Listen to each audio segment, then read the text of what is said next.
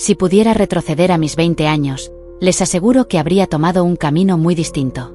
Pero la vida es sabia y nos enseña justo cuando estamos preparados para aprender. ¿No es así? Me llamo Antonia, tengo 76 años y soy originaria de Hermosillo, Sonora, esa tierra donde el calor del desierto forja el carácter y donde las mujeres hemos aprendido a sobrevivir con dignidad, una herencia que viene desde nuestras bisabuelas. Antes de sumergirnos en mi relato, les pido un pequeño favor.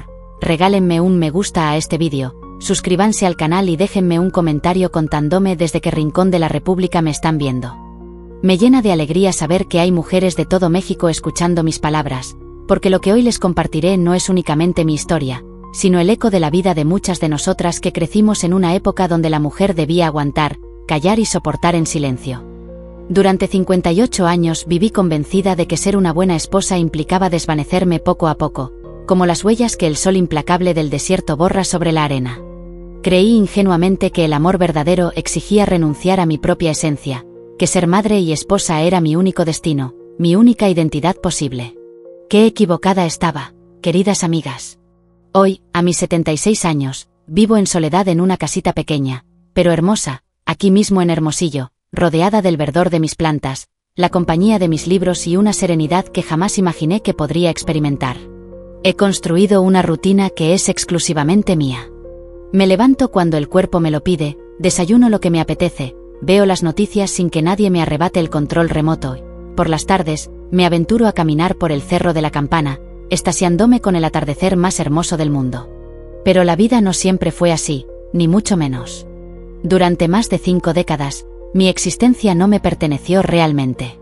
Cada decisión, cada palabra, cada pensamiento debía someterse a la aprobación de Andrés, mi marido, un hombre que irrumpió en mi vida cuando yo apenas tenía 18 años, inundándome de promesas y con esa labia que te hace creer que eres incapaz de vivir sin él. Aquí en Sonora tenemos un dicho muy sabio: el que mucho aprieta, poco abarca. Y Andrés jamás logró comprenderlo. Cuanto más intentaba controlarme, más se escapaba esa chispa vital que todas llevamos dentro, esa esencia que nos hace únicas e irrepetibles. Pero en aquel entonces, yo era demasiado joven e inexperta para darme cuenta. Pensaba que así debía ser, que esa era la vida normal de una mujer casada. Les voy a revelar algo que nunca antes he compartido con nadie, ni siquiera con mis propios hijos. Hubo días en que me despertaba por la mañana y era incapaz de recordar quién era yo antes de convertirme en la esposa de Andrés o en la madre de los muchachos. Era como si Antonia, aquella muchacha que soñaba con ser maestra, que disfrutaba cantando las rancheras de Lola Beltrán a todo pulmón y que tenía opiniones propias sobre cada tema, hubiera desaparecido por completo, borrada de la faz de la tierra. Pero, como bien saben, no hay mal que dure 100 años. Y aunque parezca increíble, fue hasta los 74 años cuando finalmente comprendí que Antonia seguía viva en mi interior, esperando pacientemente a que alguien la despertara. Y ese alguien, inevitablemente, tenía que ser yo misma. Lo que están a punto de escuchar no es una historia de venganza, ni un relato de gritos o peleas dolorosas. Es la historia de cómo una mujer mayor, después de décadas de vivir en las sombras, decide encender su propia luz y brillar con fuerza.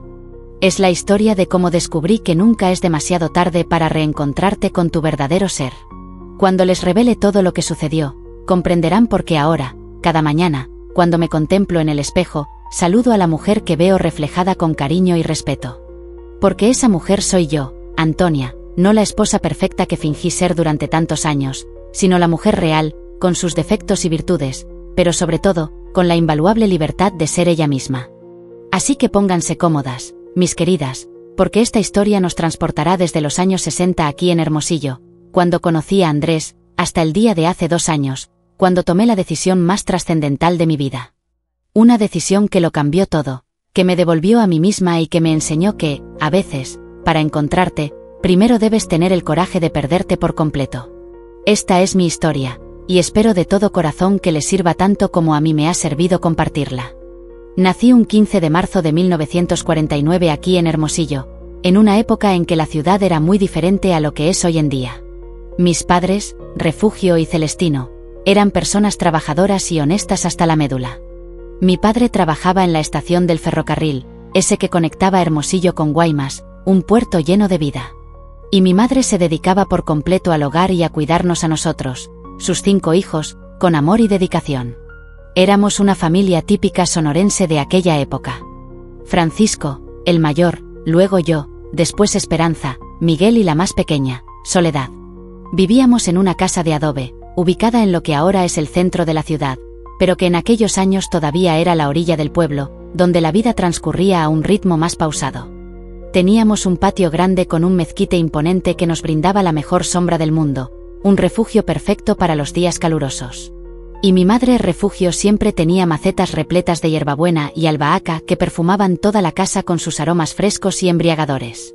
Mi padre Celestino era un hombre bueno en el fondo, pero pertenecía a esa generación que creía firmemente que las mujeres estábamos hechas para servir y complacer. No era cruel ni malvado con nosotras, pero sí tenía muy claras las reglas del juego. Los hombres trabajan fuera de casa, las mujeres se encargan del hogar. Francisco podía salir hasta tarde con sus amigos sin rendir cuentas a nadie, pero a nosotras nos exigían estar en casa antes de las 6 de la tarde. Las señoritas decentes no andan en la calle cuando oscurece, sentenciaba mi padre con severidad, y mi madre asentía en silencio, resignada a su destino. En esa época, aquí en Sonora, se vivía el auge de la agricultura. Los campos de algodón y trigo se extendían hasta donde alcanzaba la vista, como un mar dorado mecido por el viento, y muchas familias habían llegado de otros estados buscando una oportunidad de trabajo en las cosechas.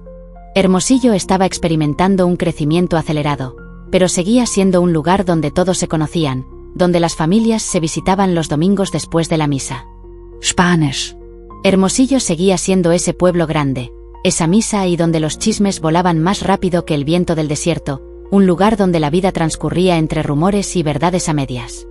Mi mamá refugio era una mujer inteligente, a pesar de que la vida no le brindó la oportunidad de asistir a la escuela. Sabía leer y escribir gracias a las enseñanzas de mi abuela paterna, y siempre nos repetía a mis hermanas y a mí: estudien, mijitas, porque el estudio es lo único que nadie les puede arrebatar. Por eso, cuando le confesé mi deseo de ser maestra, su rostro se iluminó de tal manera que hasta las lágrimas brotaron de sus ojos. Desde pequeña fui una buena estudiante. Me apasionaba la lectura, disfrutaba escribir redacciones y soñaba con tener mi propio salón de clases rebosante de niños curiosos, ávidos de aprender. En la secundaria federal número 1, aquí en Hermosillo, siempre me destacaba entre las mejores de mi generación. Mis maestros me decían que tenía madera de educadora y yo me imaginaba impartiendo clases en alguna escuela rural, dejando una huella positiva en la vida de otros niños. Pero los planes a veces toman un rumbo inesperado, ¿verdad? Y a veces cambian por razones que en ese momento nos parecen las más acertadas del mundo. Conocí a Andrés en diciembre de 1966, durante las tradicionales posadas navideñas que organizaba la parroquia del Sagrado Corazón. Yo tenía 17 años y cursaba el último año de la preparatoria. Él tenía 22 y trabajaba como supervisor en una de las empresas constructoras que estaban edificando la nueva Hermosillo. Era alto, moreno, con esos ojos verdes tan comunes aquí en Sonora, producto de la mezcla de razas. Y poseía una forma de hablar muy segura, como si siempre supiera exactamente qué decir. La primera vez que me dirigió la palabra fue durante la pastorela que presentaban los jóvenes de la iglesia.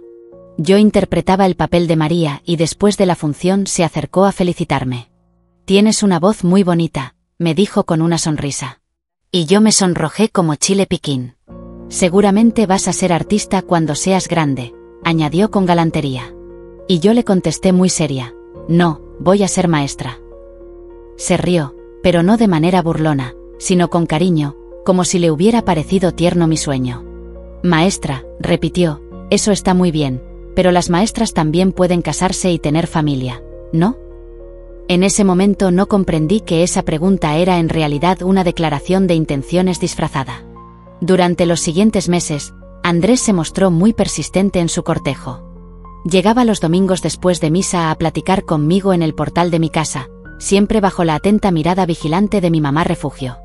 Me traía flores, chocolates y siempre tenía historias interesantes que contar sobre su trabajo, sobre los lugares que había conocido, sobre sus planes para el futuro. Mi papá Celestino aprobaba la relación. «Es un muchacho trabajador», decía, «de buena familia, y se ve que te respeta». Era cierto que Andrés siempre se portaba como un caballero conmigo y con mi familia. Nunca intentó propasarse. Siempre pedía permiso para todo y hablaba de nuestro futuro con una certeza que me daba seguridad, pero había cosas pequeñitas que ahora, viendo hacia atrás, puedo identificar como las primeras señales de lo que vendría después.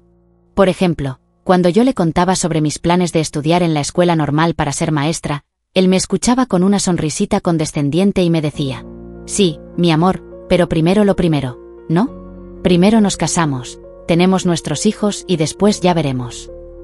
Otra cosa que me llamaba la atención era cómo reaccionaba cuando otros muchachos me saludaban.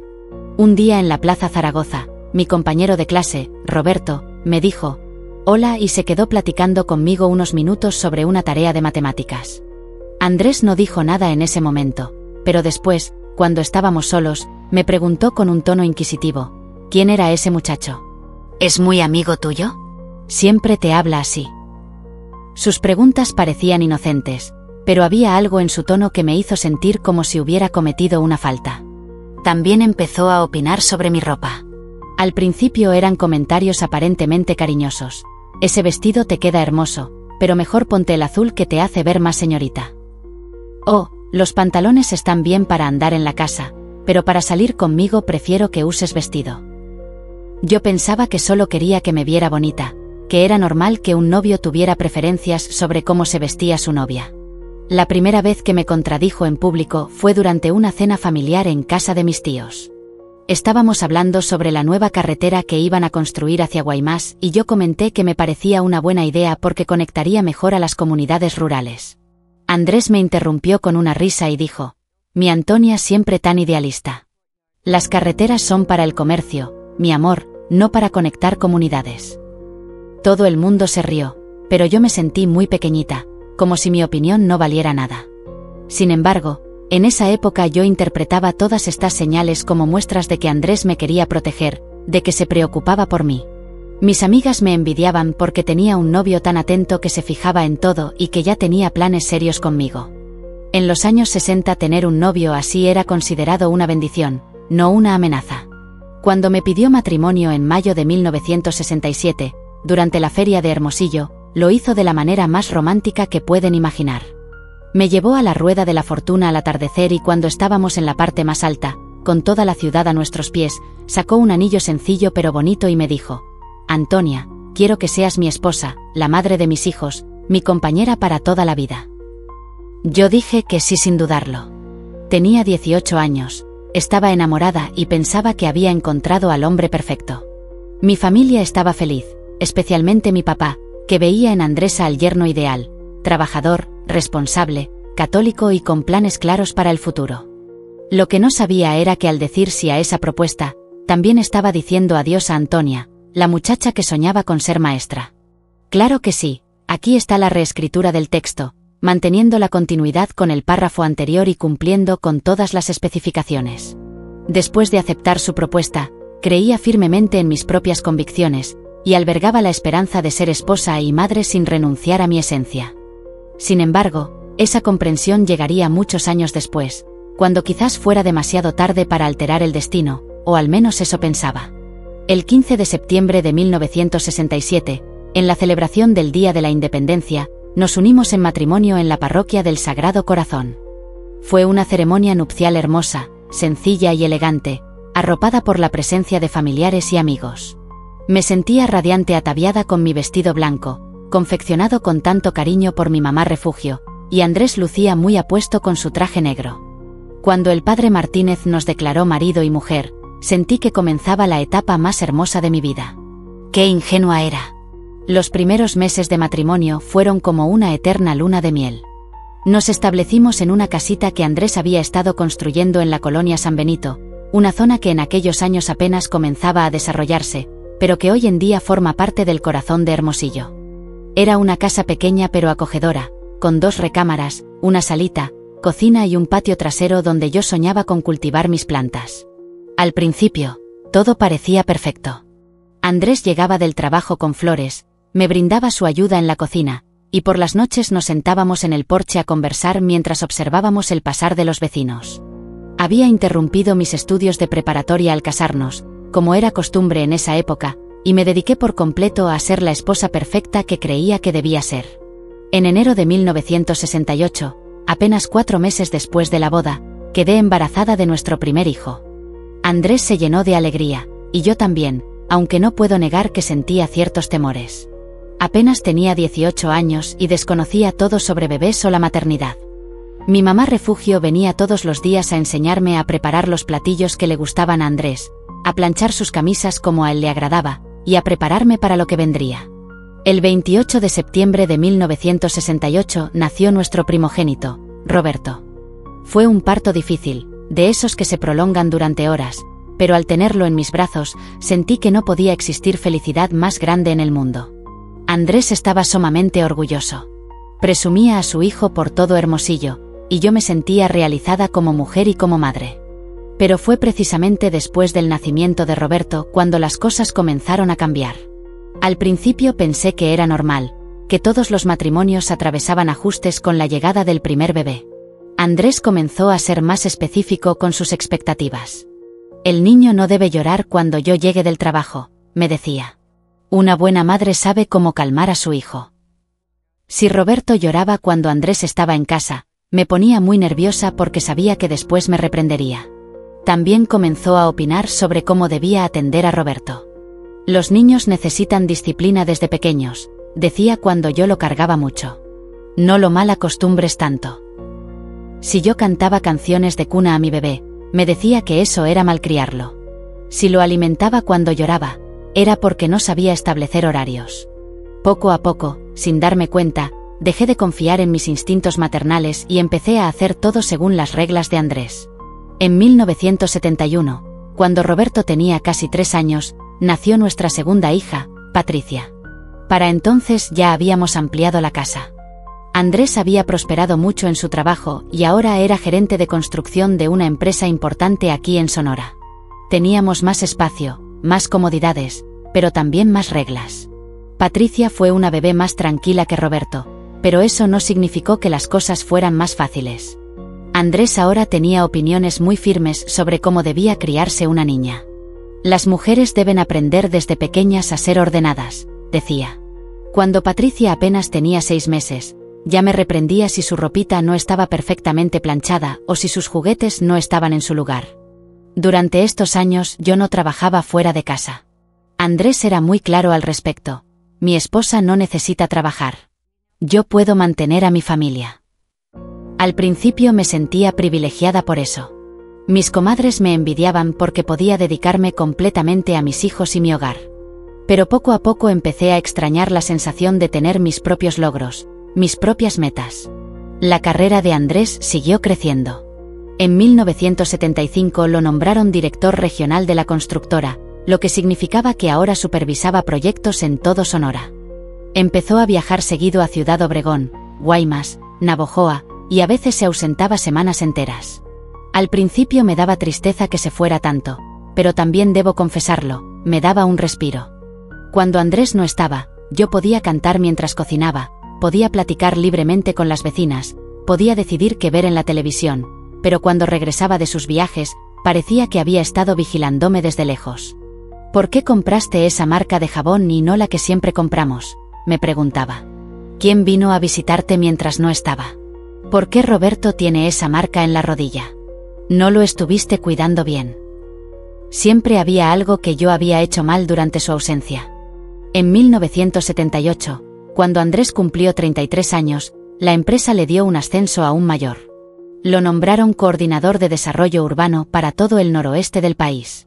Era un puesto muy importante, con muy buen sueldo, pero que requería pasar temporadas largas en Tijuana, Mexicali y Culiacán. Yo me quedaba en Hermosillo con Roberto y Patricia, que ya tenían 9 y 7 años respectivamente.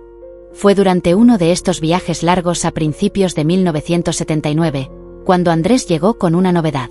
Iba a necesitar una secretaria que lo acompañara en sus viajes de trabajo. Es mucha la responsabilidad, me explicó. Necesito a alguien que me ayude con los documentos, las citas, la correspondencia.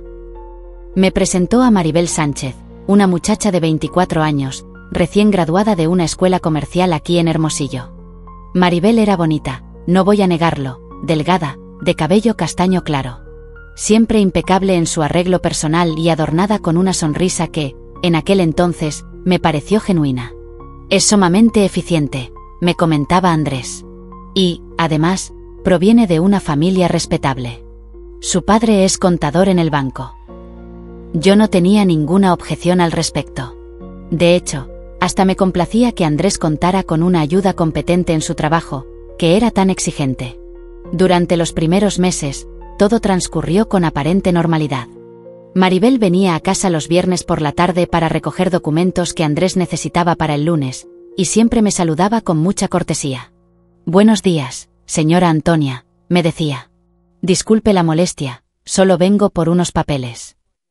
Era correcta, respetuosa e incluso se interesaba por los niños, pero poco a poco empecé a notar pequeñas cosas que captaron mi atención. Por ejemplo, cuando Maribel llegaba a casa, Andrés cambiaba su comportamiento, se alisaba el cabello, se aseguraba de que su camisa estuviera impecable y hablaba con un tono más, ¿cómo explicarlo?, más galante. «Maribel, ya tienes los contratos del proyecto de Navojoa. Eres muy eficiente. No sé qué haría sin ti». También observé que, al regresar de sus viajes, Andrés traía consigo anécdotas curiosas. «Maribel conoce unos restaurantes muy buenos en Tijuana», me decía. «Oh», Maribel sugirió un hotel más conveniente en Culiacán. Al principio, pensé que era algo normal. Al fin y al cabo, trabajaban juntos todo el día. Era lógico que ella conociera lugares y diera sugerencias. Ahora, viéndolo en retrospectiva, puedo identificar con claridad todas las señales que ignoré durante años. Permítanme contarles cronológicamente los sucesos que acontecieron y que yo justifiqué o pasé por alto por completo. En 1980, Andrés comenzó a criticar mi apariencia con mayor frecuencia. «Ya no te arreglas como antes», me decía.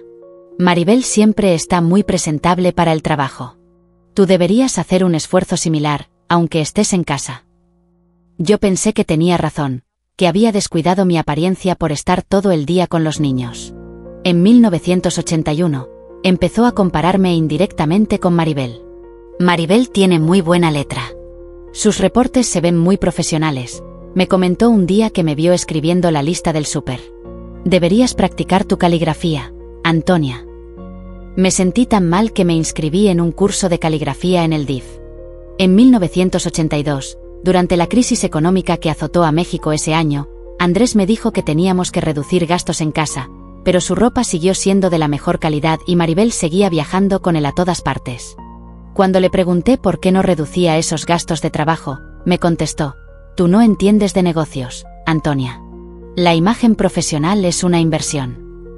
En 1983, empezó a llegar tarde los viernes por la noche. «Tuvimos que terminar unos reportes con Maribel», era siempre su explicación. «Ya sabes cómo es el trabajo. A veces se alarga». Una vez llegó con un olor a perfume diferente, muy dulce, y cuando le pregunté, me dijo que había estado en una junta en una oficina donde usan mucho aromatizante.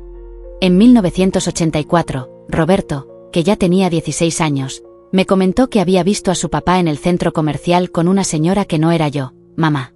Cuando le pregunté a Andrés, me dijo que había sido Maribel, que habían ido a comprar material de oficina. «Roberto está en la edad difícil», me dijo. «Ya sabes cómo son los adolescentes, todo lo malinterpretan». En 1985, Maribel empezó a usar joyas muy caras. Un día que vino a casa traía unos aretes de oro muy bonitos y, cuando le dije que se veían preciosos, me contestó: «Es que el licenciado Andrés me ayudó a escogerlos. Tiene muy buen gusto». Se me hizo raro que mi marido anduviera escogiendo joyas con su secretaria, pero él me explicó que había sido de casualidad, que se la había encontrado en la joyería cuando iba a comprarme algo a mí. En 1986, Andrés dejó de ser cariñoso conmigo. Ya no me traía flores, ya no me decía cumplidos y en la intimidad era muy mecánico. Cuando le pregunté si algo andaba mal, me dijo que era el estrés del trabajo, que tenía muchas responsabilidades. «Maribel me ayuda mucho», me decía, «pero aún así es mucha presión». En 1987, empezó a criticar mi comida. Maribel me contó de un restaurante donde hacen unos platillos deliciosos. Me decía después de apenas probar lo que yo había cocinado: «Deberías aprender algunas recetas nuevas, Antonia. Siempre cocinas lo mismo». Yo, que me desvelaba preparándole sus platillos favoritos, me sentía muy mal. En 1988, Patricia, que ya tenía 17 años, Me preguntó por qué papá hablaba tan seguido por teléfono y se iba al patio para que no escucháramos. Yo le dije que eran cosas del trabajo, pero una noche lo escuché decir: no, mi amor, no puedo hablar ahora. Antonia está cerca. Cuando le pregunté con quién hablaba, me dijo que con un cliente muy importante. En 1989, durante nuestra cena de aniversario de bodas número 22, Andrés estuvo distraído toda la noche. Se levantó 3 veces a hacer llamadas de trabajo y, cuando regresó de una de ellas, traía la camisa mal abotonada. Perdón, mi amor, me dijo. Es que este proyecto de Tijuana me tiene muy presionado.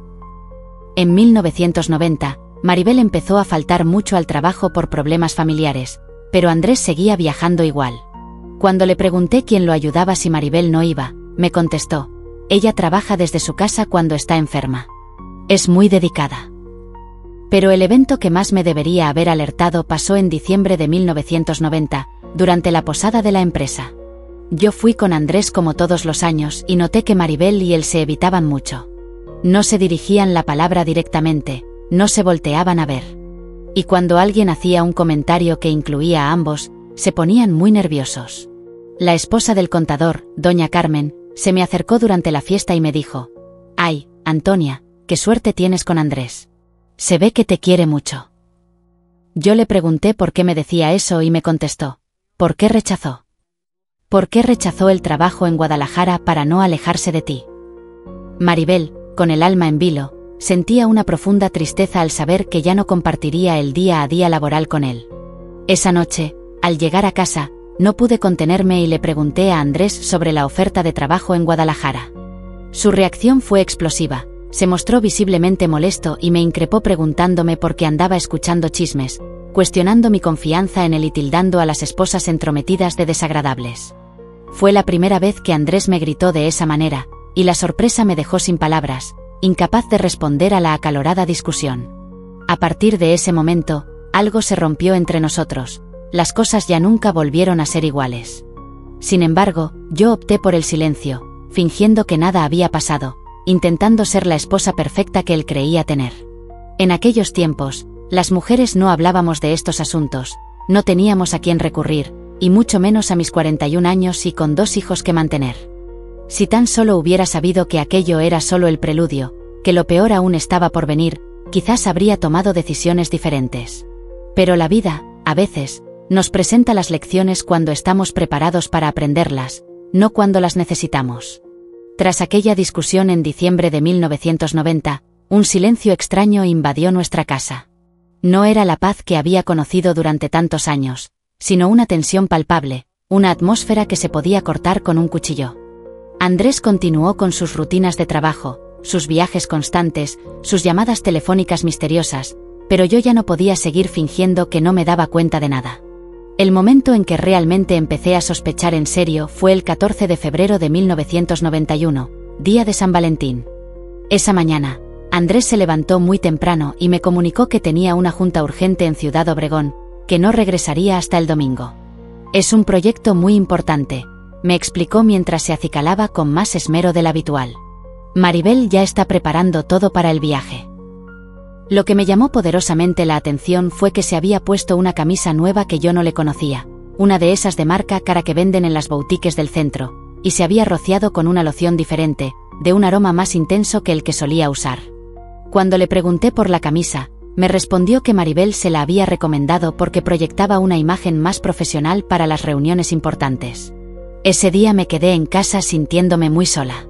Roberto ya tenía 22 años y trabajaba como ingeniero en una empresa aquí en Hermosillo. Y Patricia estudiaba la carrera de psicología en la Universidad de Sonora. Ambos llegaron por la tarde y notaron mi tristeza. «¿Dónde está papá?», me preguntó Patricia. Cuando les expliqué la situación, se quedó pensativa y me dijo: «Mamá, ¿no te parece raro que siempre tenga juntas tan importantes en días especiales?». Roberto asintió y agregó: «Sí. El Día de las Madres del año pasado también tuvo que viajar, y en tu cumpleaños y en Navidad». Esa noche, mientras mis hijos me acompañaban viendo una película, empecé a recordar todos los días importantes que Andrés había pasado fuera de casa en los últimos años. Era cierto lo que decían Roberto y Patricia. Siempre había algún proyecto urgente, alguna junta impostergable, Algún cliente que necesitaba atención inmediata precisamente en las fechas que debían ser especiales para nuestra familia. Pero yo seguía tratando de encontrar explicaciones lógicas. Es que el trabajo de su papá es muy demandante, les dije a mis hijos. Las empresas constructoras no paran. Tienen que aprovechar cuando hay proyectos grandes. En el fondo, creo que estaba tratando de convencerme a mí misma más que a ellos. Los siguientes meses fueron un periodo muy confuso para mí. Por un lado, quería creer que todo estaba bien, que mi matrimonio era sólido y que yo estaba imaginando cosas. Por el otro, cada vez había más detalles que no podía ignorar. Era como cuando tienes una piedrita en el zapato. Al principio apenas la sientes, pero mientras más caminas, más molesta se vuelve. Una de las cosas que más me empezó a inquietar fueron las llamadas telefónicas. En esa época acabábamos de instalar teléfono en la casa. Imagínense, en 1991 no todas las familias tenían y Andrés recibía llamadas a horas muy extrañas. Una madrugada de marzo, como a las 2 de la mañana, sonó el teléfono. Yo estaba dormida, pero Andrés se levantó rapidísimo, como si hubiera estado esperando esa llamada. Lo escuché hablar en voz muy bajita. ¿Qué pasó? ¿Estás bien? Sí, yo también. No puede ser ahora. Mañana hablamos. Cuando regresó a la cama, le pregunté quién había llamado tan tarde. Era de la oficina de Tijuana, me dijo. Hay un problema con unos permisos. Pero su voz sonaba diferente, más tierna de cómo hablaba conmigo últimamente. Otro detalle que me llamó mucho la atención fue que Andrés empezó a cuidar más su físico. Se inscribió en un gimnasio aquí en Hermosillo. Comenzó a usar cremas para la cara y hasta se compró ropa interior nueva. Cuando le comenté que se veía muy bien, me dijo, es que Maribel me sugirió que debía cuidarme más, que la imagen es importante para los negocios. Ahí fue cuando empecé a darme cuenta de que Maribel tenía demasiada influencia en las decisiones de mi marido.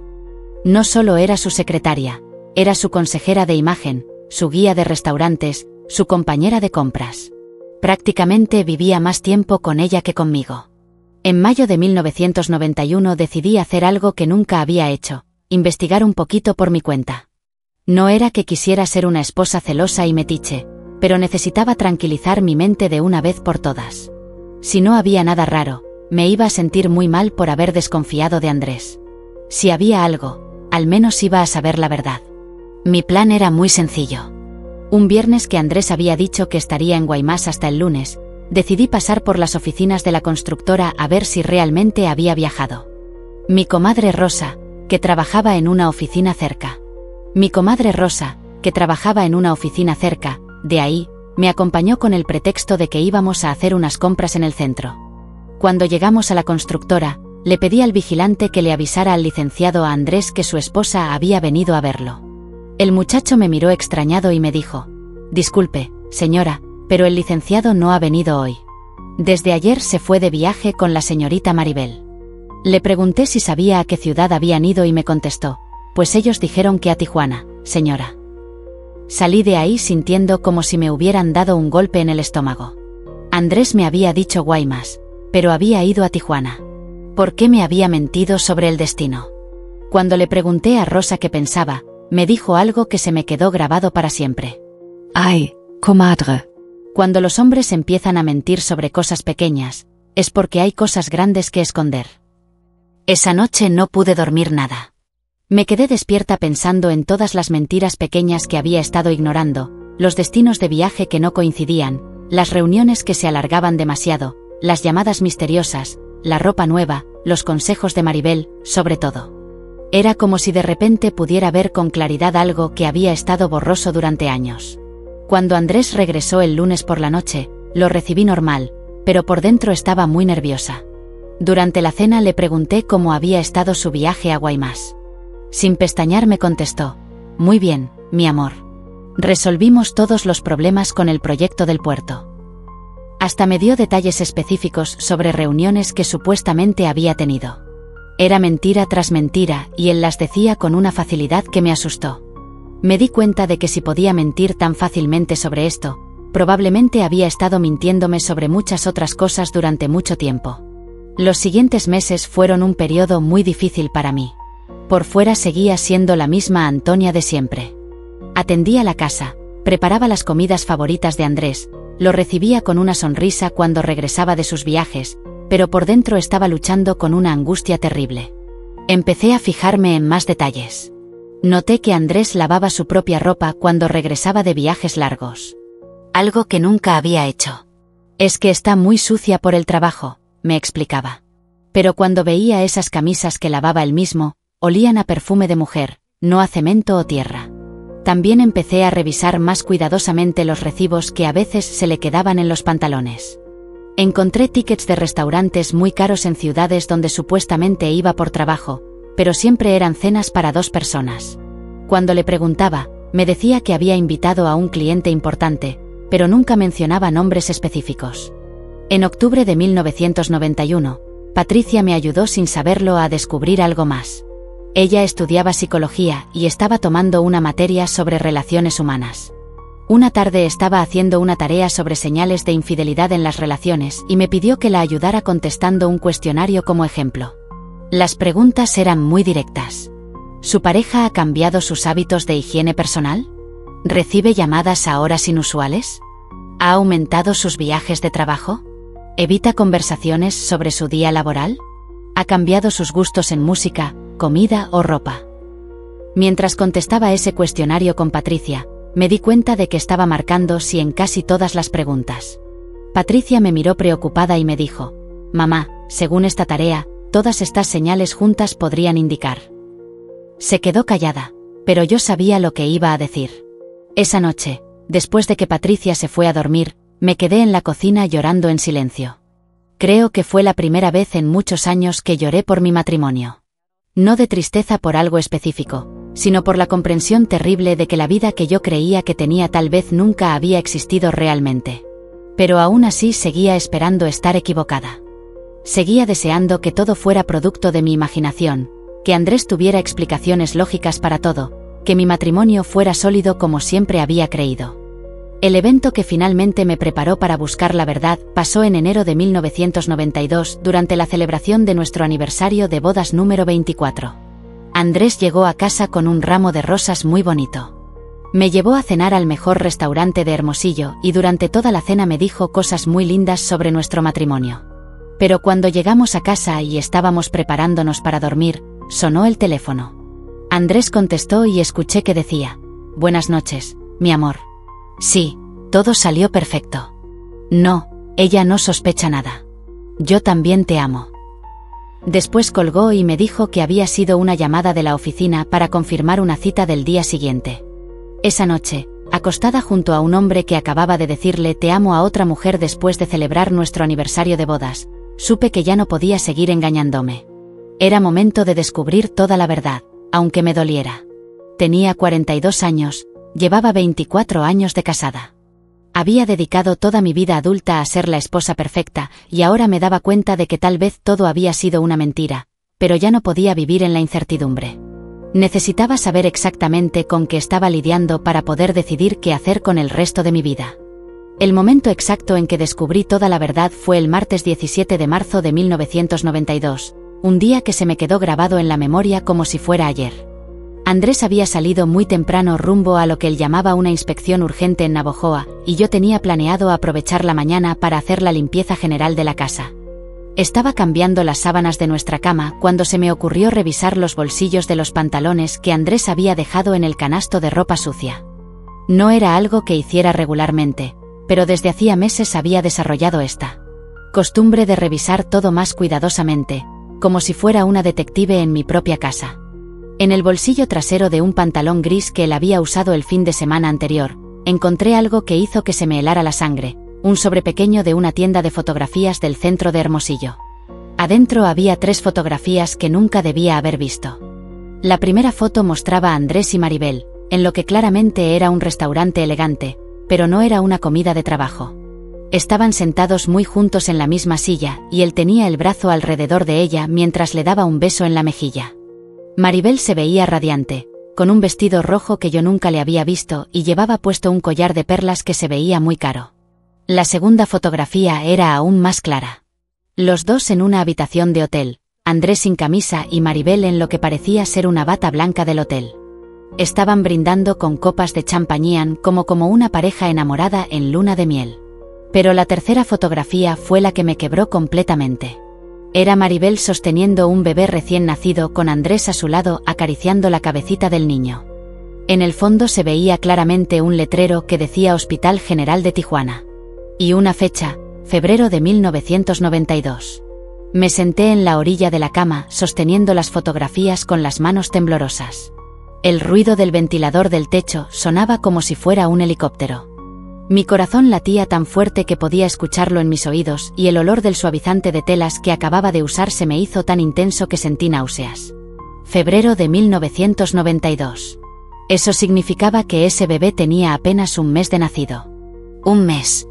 Mientras yo había estado celebrando nuestro aniversario de bodas en enero, Maribel había estado embarazada de mi marido. Mientras Andrés me decía, «Te amo». En nuestras cenas románticas tenía otro hijo con otra mujer. La habitación empezó a dar vueltas. Me levanté y fui al baño a mojarme la cara con agua fría. En el espejo vi a una mujer de 43 años que parecía haber envejecido 10 años en 10 minutos. Mis ojos se veían vidriosos, mi piel pálida y tenía esa expresión de shock que tienen las personas cuando reciben noticias terribles. Pero lo más extraño de todo es que no grité, no lloré, no rompí nada. Era como si mi cuerpo hubiera entrado en una especie de shock que me mantenía muy calmada por fuera. Mientras por dentro se desataba una tormenta terrible. Volví a la recámara y estudié las fotografías con más detalle, como si fuera una investigadora analizando evidencia. En la primera pude ver que el restaurante tenía decoración navideña, así que debía ser de diciembre de 1991. En la segunda, la habitación del hotel tenía un calendario en la pared que marcaba enero de 1992 y la tercera con el bebé. Claramente decía febrero de 1992. Todo empezó a tener sentido con una claridad dolorosa. Los viajes constantes a Tijuana durante 1991, las mentiras sobre los destinos, las llamadas misteriosas, la ropa nueva, el cuidado extra de su apariencia. No había sido solo una aventura, había sido una relación completa paralela a nuestro matrimonio. Maribel no era solo su amante, era la madre de su hijo. Me senté en el sillón de la sala y empecé a procesar toda la información. Durante 25 años había sido una esposa fiel, dedicada, que había puesto su vida entera al servicio de su familia. Había renunciado a mis sueños de ser maestra. Había criado a nuestros hijos. Había cuidado esta casa, había fingido no ver las señales de su infidelidad para mantener la armonía familiar. Y mientras yo hacía todo eso, Andrés había estado construyendo otra vida con otra mujer. Habían tenido fechas románticas, viajes juntos, momentos íntimos y ahora tenían un hijo que él conocía, que había cargado, que había recibido con alegría mientras a mí me mentía en la cara todos los días. Lo que más me dolía no era solo la traición, sino darme cuenta de lo tonta que había sido. Todas esas noches que me había quedado despierta preocupándome por él cuando trabajaba hasta tarde. Todas esas veces que había defendido su ausencia ante mis hijos, cuando preguntaban por qué papá nunca estaba en casa para los eventos importantes. Todas esas ocasiones que había justificado su comportamiento extraño, pensando que era el estrés del trabajo, me di cuenta de que durante años había estado viviendo una mentira, no solo la mentira de su fidelidad, sino la mentira de que él me respetaba, me valoraba, me consideraba su compañera de vida. Para él yo había sido simplemente la esposa oficial, la que cuidaba la casa y los hijos legítimos. Mientras él vivía su verdadera vida emocional con otra mujer, pero más allá del dolor y la traición. En ese momento empecé a sentir algo que no había sentido en muchos años. Claridad. Por primera vez en décadas podía ver mi situación exactamente como era, sin filtros, sin justificaciones, sin mentiras que me dijera a mí misma para seguir funcionando. Estaba casada con un hombre que no me amaba, que no me respetaba y que había estado llevando una doble vida durante años. Tenía 43 años. Había desperdiciado la mejor época de mi vida siendo la esposa perfecta de alguien que no lo merecía y ahora tenía que decidir qué iba a hacer con el tiempo que me quedaba. Ahí, sentada en mi sala con esas fotografías en las manos, fue cuando tomé la decisión más importante de mi vida. No iba a confrontarlo inmediatamente. No iba a hacer un escándalo. No iba a suplicarle que eligiera entre Maribel y yo, porque me di cuenta de que él ya había elegido hacía mucho tiempo y no había sido a mí. Lo que iba a hacer era algo mucho más radical. Iba a descubrir quién era. Ahí, sentada en mi sala con esas fotografías en las manos, fue cuando tomé la decisión más importante de mi vida. No iba a confrontarlo inmediatamente. No iba a hacer un escándalo. No iba a suplicarle que eligiera entre Maribel y yo, porque me di cuenta de que él ya había elegido hacía mucho tiempo y no había sido a mí. Lo que iba a hacer era algo mucho más radical. Iba a descubrir quién era yo sin él. Iba a averiguar que quería la verdadera Antonia. No la esposa de Andrés, no la madre abnegada, sino la mujer que había enterrado bajo 25 años de matrimonio. Tenía miedo, no voy a negarlo. A los 43 años, después de tantos años de depender económica y emocionalmente de Andrés, la idea de estar sola me aterraba. Pero también sentí algo que no había experimentado en muchísimo tiempo, curiosidad sobre mí misma, quién era yo realmente, qué me gustaba. ¿Qué podía ser? ¿Cómo sería mi vida si la viviera para mí? No para complacer a un hombre que me había traicionado tan cruelmente. Esa tarde, cuando Andrés regresó de su supuesto viaje a Navojoa, lo recibí con normalidad absoluta. Le pregunté cómo había estado su día. Le serví la cena, escuché sus historias sobre problemas con los contratistas sin hacer ningún comentario. Pero por dentro ya había comenzado mi revolución silenciosa.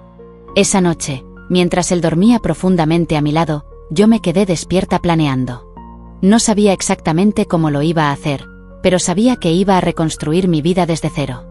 Iba a recuperar a la Antonia que había perdido en algún momento del camino. Iba a descubrir que se sentía vivir sin miedo, sin control, sin tener que fingir ser alguien que no era. El descubrimiento de esas fotografías no solo me mostró la traición de Andrés, me mostró algo mucho más importante. Me mostró que ya no tenía nada que perder y todo que ganar. Mi matrimonio había sido una ilusión, pero mi vida podía ser real si tenía el valor de tomarla en mis propias manos. Los siguientes 18 meses fueron los más intensos de mi vida. Desde aquella mañana del 17 de marzo de 1992 hasta septiembre de 1993, viví una doble vida tan elaborada como la que había estado viviendo Andrés, pero con un propósito completamente diferente. Mientras él construía su segundo hogar con Maribel, yo construía mi primera versión real de mí misma. La primera semana después del descubrimiento fue la más difícil. Tener que seguir actuando normal, preparar sus comidas favoritas, escuchar sus mentiras sobre los viajes de trabajo, sonreír cuando me hablaba del estrés que tenía en la oficina. Era como si estuviera interpretando el papel de esposa en una obra de teatro muy mal escrita, donde todos los actores sabían la verdad, excepto la protagonista. Pero yo ya no era esa protagonista ingenua. Ahora era la directora de mi propia obra y tenía que planear cada escena con mucho cuidado. Lo primero que hice fue establecer un plan a largo plazo. No podía actuar impulsivamente porque tenía demasiado que perder y muy poco que ganar con un escándalo inmediato. Roberto tenía 23 años y acababa de conseguir un buen trabajo como ingeniero. Pero Patricia apenas tenía 21 años y estaba en cuarto semestre de psicología. No quería que mis decisiones afectaran su educación o su estabilidad emocional. También tenía que ser realista sobre mi situación económica. Después de 25 años sin trabajar fuera de casa, sin experiencia laboral formal, sin ahorros propios y sin siquiera saber manejar una cuenta de banco, no podía simplemente empacar mis cosas e irme. Necesitaba tiempo para prepararme prácticamente para una vida independiente. Durante los primeros meses desarrollé lo que yo llamaba mi rutina de investigación. Mientras Andrés estaba en sus viajes con Maribel, yo aprovechaba para explorar quién era la verdadera Antonia. Empecé con cosas pequeñas, pero significativas. Por ejemplo, descubrí que me gustaba la música que nunca había podido escuchar. Andrés odiaba las baladas románticas. Decía que eran música de mujeres frustradas. Así que durante 25 años yo había escuchado solo lo que a él le gustaba. Rancheras tradicionales y música norteña. Pero cuando él no estaba, ponía la radio en estaciones que tocaban baladas de Marco Antonio Solís, de Emanuel, de José José y me daba cuenta de que esas canciones hablaban de sentimientos que yo había tenido guardados durante décadas. También descubrí que tenía opiniones políticas propias. En esa época, en 1992, México estaba viviendo cambios muy importantes con el gobierno de Salinas de Gortari. El Tratado de Libre Comercio, la reforma al artículo 27. Andrés siempre había hablado de política en la casa como si fuera el único que entendía esos temas y yo había asentido sin opinar. Pero cuando empecé a leer los periódicos por mi cuenta, a ver los noticiarios completos, me di cuenta de que tenía ideas muy claras sobre lo que estaba pasando en el país. Una tarde, mientras leía un artículo sobre los derechos de la mujer en el Código Civil, me topé con información que no sabía. Resulta que desde 1974 las mujeres casadas en México ya no necesitábamos permiso del marido para trabajar, para manejar nuestros propios bienes, para tomar decisiones legales. Yo había vivido 18 años de matrimonio, creyendo que necesitaba la autorización de Andrés para todo, cuando legalmente había tenido derechos que nunca había ejercido. Esa revelación fue como un despertar. Me di cuenta de que no solo había sido víctima de la traición de Andrés, sino también de mi propia ignorancia sobre mis derechos como mujer y como persona. Decidí que esa ignorancia se iba a acabar inmediatamente. En mayo de 1992, 2 meses después del descubrimiento, tomé la primera decisión práctica importante. Me inscribí en clases nocturnas para terminar la preparatoria. Yo había dejado los estudios cuando me casé. Así que técnicamente solo tenía secundaria terminada. Le dije a C. Andrés que quería mantener la mente ocupada mientras él viajaba tanto. Y él hasta me felicitó por la iniciativa. Las clases eran en la escuela nocturna para trabajadores número 2 aquí en Hermosillo de lunes a viernes de 7 a 10 de la noche. Era perfecta porque Andrés casi nunca estaba en casa a esas horas y cuando estaba creía que yo estaba en clases de manualidades o cocina. Nunca se imaginó que estaba estudiando matemáticas, historia, literatura, ciencias sociales. Mi maestra de literatura, la profesora Esperanza Morales, era la primera persona en años que me hacía sentir realmente inteligente. Al sumergirnos en los textos de Sor Juana Inés de la Cruz, de Rosario Castellanos, de Elena Poniatowska, comprendí que existieron mujeres que lucharon con uñas y dientes por ser auténticas en épocas mucho más opresivas que la mía. Sus relatos me insuflaban el coraje necesario para perseverar en mi plan. Durante este periodo, además, comencé a ejercitarme por primera vez en mi vida adulta. Andrés siempre había desestimado el ejercicio como una vanidad propia de mujeres ociosas. Pero yo descubrí que caminar cada mañana por el Parque La Ruina me proporcionaba una sensación de libertad y una energía revitalizante que jamás había experimentado. En esas caminatas matutinas empecé a conocer a otras mujeres de mi edad que también se encontraban en un proceso de redescubrimiento personal. Allí estaba María Elena, una señora de 45 años que había enviudado hacía poco y se aventuraba a aprender a conducir. Carmen, de 48 años, que había retomado su vida laboral después de que sus hijos volaran del nido. Y Silvia, de 39 años, que estudiaba contabilidad por las noches para alcanzar su independencia económica. Estas mujeres se convirtieron en mi círculo de apoyo, ajenas a la totalidad de mi historia. Ellas veían en mí a una esposa que buscaba crecer como persona, no a una mujer que planeaba abandonar a su marido infiel. Pero sus historias de independencia y autodescubrimiento me inspiraban profundamente y me brindaban ejemplos prácticos de cómo las mujeres podían reconstruir sus vidas. En agosto de 1992, tras varios meses de preparación emocional, sentí la imperiosa necesidad de iniciar mi preparación económica. Sin confesarle nada a Andrés, acudí a Banamex y abrí mi primera cuenta de ahorros personal. Deposité los 500 pesos que había logrado ahorrar de los gastos domésticos durante varios meses, una suma modesta, pero que representaba mi primer paso firme hacia la independencia financiera. Para nutrir esa cuenta, desarrollé diversas estrategias ingeniosas. Cuando Andrés me entregaba el dinero para los gastos semanales, yo prefería comprar en el mercado en lugar del supermercado. Preparaba comidas más económicas cuando él no estaba presente y guardaba cada peso que podía sin alterar el funcionamiento normal de la casa. También empecé a vender algunas de las creaciones que había realizado durante años. Manteles bordados, servilletas tejidas, centros de mesa. Mis vecinas adquirían estas piezas sin sospechar que para mí representaban mucho más que simples artesanías. Eran mi fondo de emergencia personal. Para diciembre de 1992 ya contaba con 3,000 pesos ahorrados y había culminado mi primer semestre de preparatoria con calificaciones sobresalientes, pero lo más significativo era que había establecido una rutina de vida que era completamente mía. Los lunes me dedicaba al estudio, los martes caminaba y visitaba a mi mamá, mi refugio. Los miércoles estudiaba y hacía ejercicio. Los jueves asistía a clases y después me quedaba en la biblioteca leyendo por puro placer. Los viernes estudiaba y planificaba mis actividades del fin de semana.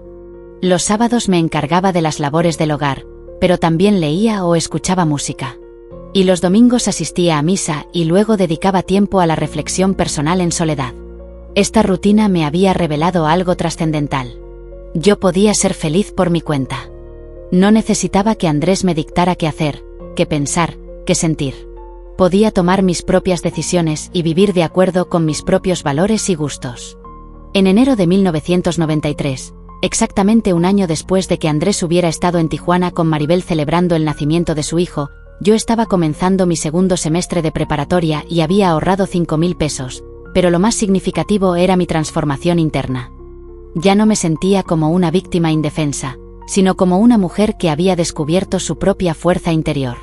Cuando Andrés regresaba de sus viajes mintiendo sobre su paradero, ya no experimentaba dolor, sino lástima por él.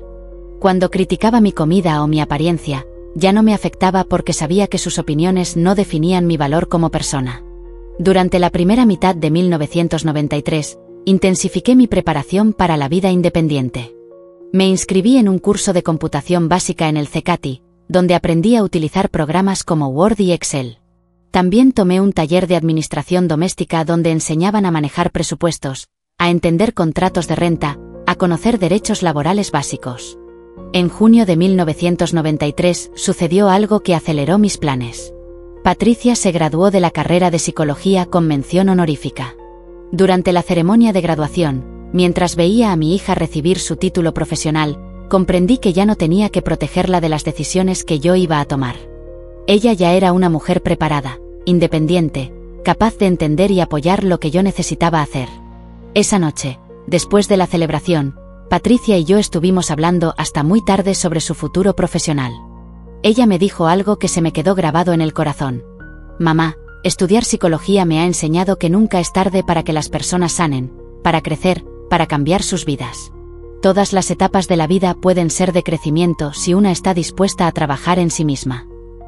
No sabía si Patricia sospechaba algo sobre mi matrimonio, pero sus palabras me sonaron como una bendición para continuar con mis planes. En julio de 1993, después de 1 año y 4 meses de preparación, finalmente me sentí lista para dar el paso más importante: buscar trabajo. Había terminado la preparatoria con un promedio de 9,2. Tenía conocimientos básicos de computación. Había ahorrado 12,000 pesos, y lo más importante, tenía la confianza en mí misma que había perdido durante tantos años. Mi primer trabajo fue de medio tiempo como recepcionista en una clínica dental aquí en Hermosillo. El doctor Raúl Mendoza, que era amigo de la familia desde hacía años, me ofreció el puesto cuando le comenté que quería mantenerme ocupada, ahora que mis hijos ya eran grandes. No era un trabajo muy bien pagado, pero me daba paz interior y, lo que era más importante, me brindaba experiencia laboral y la sensación de productividad personal. Andrés no se opuso a que trabajara, pero sí tenía opiniones sobre todo. El horario no debía interferir con mis obligaciones en la casa. El sueldo era tan poco que prácticamente era trabajo de caridad y yo debía tener cuidado de no volverme de esas mujeres que se creen independientes por trabajar unas horitas. Pero para mí ese trabajo representaba mucho más que dinero. Representaba la primera vez en 26 años que alguien me pagaba por mi tiempo y mis habilidades. Representaba conversaciones con adultos sobre temas que no fueran la casa o los hijos. Representaba la sensación de ser útil, competente, valorada por algo que yo hacía, no por ser la esposa de alguien. En septiembre de 1993, exactamente 18 meses después del descubrimiento de las fotografías, ya tenía todo listo para el siguiente paso. Había ahorrado 18,000 pesos. Tenía trabajo estable, había terminado la preparatoria, conocía mis derechos legales y había desarrollado una red de apoyo emocional con mis nuevas amigas. Pero lo más importante era que había recuperado algo que había perdido así muchísimo tiempo: el respeto por mí misma. Ya no me veía como la esposa traicionada de Andrés, me veía como Antonia, una mujer de 44 años que había descubierto que tenía inteligencia, fuerza, capacidades y sueños propios. La noche del 15 de septiembre de 1993, exactamente 26 años después de mi boda, mientras Andrés dormía profundamente después de regresar de otro de sus viajes de trabajo, yo me quedé despierta en la sala escribiendo en un cuaderno todo lo que había aprendido sobre mí misma durante esos 18 meses. Escribí que me gustaba la música romántica, que tenía facilidad para las matemáticas, que disfrutaba leer sobre historia de México, que el ejercicio me hacía sentir fuerte, que me gustaba trabajar con otras personas, que tenía opiniones políticas claras, que podía tomar decisiones inteligentes cuando confiaba en mi juicio. También escribí lo que ya no iba a tolerar nunca más en mi vida. Mentiras, falta de respeto, control sobre mis decisiones personales, críticas constantes, ser tratada como una empleada doméstica en lugar de como una compañera de vida. Esa lista se convirtió en mi carta magna personal. Era el documento que definía quién era la nueva Antonia y cómo iba a vivir el resto de su vida. Ya estaba lista para el momento más difícil, pero más liberador de mi vida, confrontar a Andrés y comunicarle mi decisión. No iba a pedirle explicaciones sobre Maribel y su hijo. No iba a suplicarle que me eligiera. No iba a amenazarlo ni a hacer escándalos. Simplemente le iba a informar que la Antonia, que había sido su esposa, sumisa durante 26 años, ya no existía y que la nueva Antonia tenía planes diferentes para su futuro. El día que elegí para cambiar mi vida para siempre fue el domingo 3 de octubre de 1993. Era un día perfecto del otoño sonorense, con esa temperatura ideal que solo conocemos quienes vivimos en el desierto, cuando el calor del verano ya se fue, pero el frío del invierno aún no llega. Había algo simbólico en esa fecha. Después de 26 años de matrimonio, finalmente me sentía en la temperatura perfecta de mi propia vida. Andrés había regresado el viernes por la noche de uno de sus viajes a Tijuana, donde supuestamente había estado resolviendo problemas con unos contratos gubernamentales. Llegó como siempre, cansado, con historias vagas sobre juntas complicadas, quejas sobre lo difícil que era su trabajo y esa actitud de hombre que se sacrifica por su familia. Pero yo ya no era la misma mujer que recibía esas historias con compasión y admiración. Durante esos 18 meses de preparación había desarrollado una nueva forma de ver a Andrés. Ya no lo veía como mi marido poderoso y trabajador, sino como un hombre de 48 años que había elegido vivir una mentira tan elaborada que probablemente ya ni él mismo recordaba cuál era su verdad. Ese sábado por la noche, mientras preparaba lo que sabía que sería nuestra última cena como pareja, me sentí extrañamente tranquila. Hice carnitas estilo Sonora, sus frijoles maneados favoritos, tortillas de harina hechas a mano y agua de horchata, todo perfecto, como había estado haciendo durante 26 años, pero esta vez no lo hacía para complacerlo, sino como una especie de ceremonia de despedida. Durante la cena, Andrés estuvo más conversador de lo usual. Me contó sobre el proyecto importante que estaba manejando en Tijuana, sobre lo complejo que era trabajar con el gobierno, sobre lo afortunada que era yo de tener un marido que me protegía de todas esas presiones del mundo laboral. Era irónico escucharlo hablar de su trabajo como si fuera un sacrificio que hacía por nosotros, cuando yo sabía que su verdadera motivación estaba en los brazos de Maribel y en el hijo que habían tenido juntos. Esa noche, después de que terminó de ver las noticias en Televisa y se fue a dormir, yo me quedé en la cocina organizando mis pensamientos finales. A las 11 de la noche, cuando estaba segura de que estaba profundamente dormido, saqué de mi escondite una carpeta donde había guardado todos los documentos que había reunido durante esos meses, mi certificado de preparatoria, mis comprobantes de trabajo, mis estados de cuenta bancarios y copias de las fotografías que había encontrado. También tenía una carta que había escrito y reescrito muchas veces durante las últimas semanas. No era una carta de reclamos ni de súplicas. Era simplemente una explicación clara de mis decisiones y mi nueva realidad. La leí una vez más para asegurarme de que decía exactamente lo que yo quería comunicar. El domingo 3 de octubre amanecí más temprano que de costumbre. Me bañé, me arreglé con especial cuidado y me puse un vestido azul marino que había comprado con mi primer sueldo de la clínica. Era un vestido sencillo pero elegante que me hacía sentir profesional y segura de mí misma. Me maquillé ligeramente y me peiné de una manera diferente, más moderna de como lo había llevado durante. El domingo 3 de octubre amanecí más temprano que de costumbre. Me bañé, me arreglé con especial cuidado y me puse un vestido azul marino que había comprado con mi primer sueldo de la clínica. Era un vestido sencillo pero elegante que me hacía sentir profesional y segura de mí misma. Me maquillé ligeramente y me peiné de una manera diferente, más moderna de como lo había llevado durante años. Cuando Andrés se levantó, cerca de las 9 de la mañana, me encontró en la cocina preparando un desayuno especial. Huevos rancheros, frijoles refritos, café de olla y pan dulce de la panadería El Globo, todo servido en la mesa del comedor con nuestros platos buenos y las servilletas bordadas que mi mamá Refugio me había regalado para mi boda. ¿Qué celebramos?, me preguntó con una sonrisa, viendo la mesa tan bien puesta. ¿Es algún día especial que se me olvidó? Sí, Le contesté con mucha calma. Hoy es un día muy especial, pero primero desayuna tranquilo y después hablamos. Durante el desayuno conversamos de cosas normales. El clima, los planes para la semana, algunas noticias que habían pasado en los noticiarios.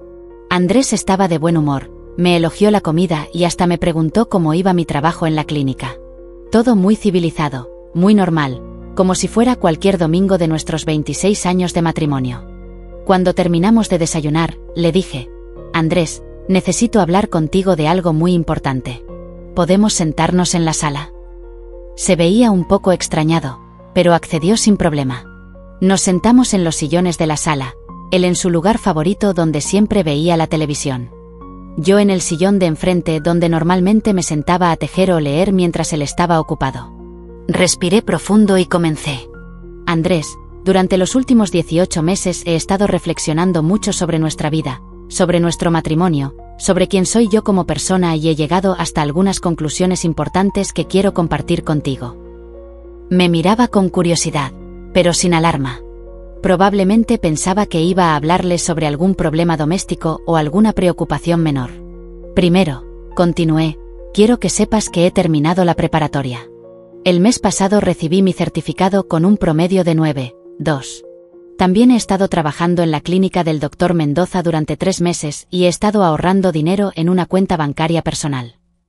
La expresión de su cara empezó a cambiar, frunció el ceño y me dijo: cuenta bancaria personal. ¿Por qué no me habías dicho nada? ¿Para qué necesitas una cuenta propia? Esa es exactamente la pregunta que me confirma que he tomado las decisiones correctas, le respondí con mucha tranquilidad. Andrés, tengo 44 años y acabo de descubrir que puedo tomar decisiones por mí misma, que puedo tener logros propios, que puedo tener gustos e intereses que no dependan de tu aprobación. Se levantó del sillón y comenzó a caminar por la sala. Antonia, no entiendo de qué me estás hablando.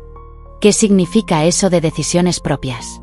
Nosotros siempre hemos tomado las decisiones juntos, ¿no? Andrés, le dije firmemente. Tú has tomado las decisiones y yo las he acatado. Hay una diferencia muy grande entre esas dos cosas. Pero, ¿cuál es el problema con eso?, me preguntó con un tono que empezaba a sonar molesto. Yo soy el hombre de la casa. Yo trabajo. Yo mantengo a la familia. Es normal que yo tome las decisiones importantes. En ese momento saqué la carpeta que había preparado y la puse sobre la mesa de centro. Andrés, durante estos meses también he estado reflexionando sobre la honestidad de nuestro matrimonio. Se quedó muy quieto cuando vio la carpeta, como si intuitivamente supiera que ahí había algo que no quería enfrentar. ¿Sabes qué encontré el 17 de marzo del año pasado? Le pregunté mientras sacaba las 3 fotografías y las ponía sobre la mesa, boca arriba, donde él pudiera verlas claramente. El cambio en su expresión fue inmediato y dramático. Su cara se puso pálida, se sentó pesadamente en el sillón y por primera vez desde que lo conocía, Andrés se quedó completamente sin palabras. Maribel es una mujer muy bonita, le dije con una calma que hasta a mí me sorprendió. Y su bebé se ve muy sano en esta fotografía del hospital de Tijuana. ¿Cómo está el niño ahora? Ya debe tener 1 año y 8 meses. Andrés se quedó mirando las fotografías como si fueran documentos de un crimen que creía que había cometido en secreto. Después me miró a mí y por primera vez en muchos años vi en sus ojos algo que nunca había visto. Miedo. Antonia, yo. Esto no es lo que parece. ¿Puedo explicarte? No lo interrumpí levantando la mano. No necesito explicaciones, Andrés. Ya no me interesan tus explicaciones. He pasado 18 meses procesando esta información y he llegado a la conclusión de que no quiero explicaciones, quiero comunicarte mis decisiones. Se levantó bruscamente y empezó a caminar en círculos por la sala. Tus decisiones. ¿Qué decisiones, Antonia? Si estás molesta por esto, podemos hablarlo. Podemos ir a terapia. Yo puedo cambiar. Andrés, siéntate, le dije con una autoridad en la voz que creo que ninguno de los dos había escuchado nunca. Y para mi sorpresa, se sentó inmediatamente. Durante 26 años he sido la esposa que creía que tenía que ser, le expliqué. Sumisa, complaciente, dispuesta a ignorar cualquier cosa con tal de mantener la paz familiar. Pero esa mujer ya no existe. La mujer que está aquí contigo ahora es diferente. Pero Antonia, Yo te amo. Nosotros podemos resolver esto. ¿Me amas?, le pregunté mirándolo directamente a los ojos. ¿Amas a la mujer que ha estado viviendo en esta casa contigo? ¿O amas la idea de tener una esposa que nunca te cuestiona, que nunca te contradice, que se hace cargo de tu casa y tus hijos mientras tú vives otra vida completamente diferente? No supo qué contestar. Se quedó callado mirando al suelo. Te voy a decir lo que va a pasar, continué. Yo voy a seguir viviendo en esta casa hasta que Roberto y Patricia estén completamente seguros y estables. No voy a hacer escándalos públicos. No voy a llamar a Maribel. No voy a contarles a nuestros hijos sobre tu otra familia hasta que sea absolutamente necesario. Levantó la cabeza bruscamente. Mi otra familia, Andrés, un hombre que tiene una relación de años con otra.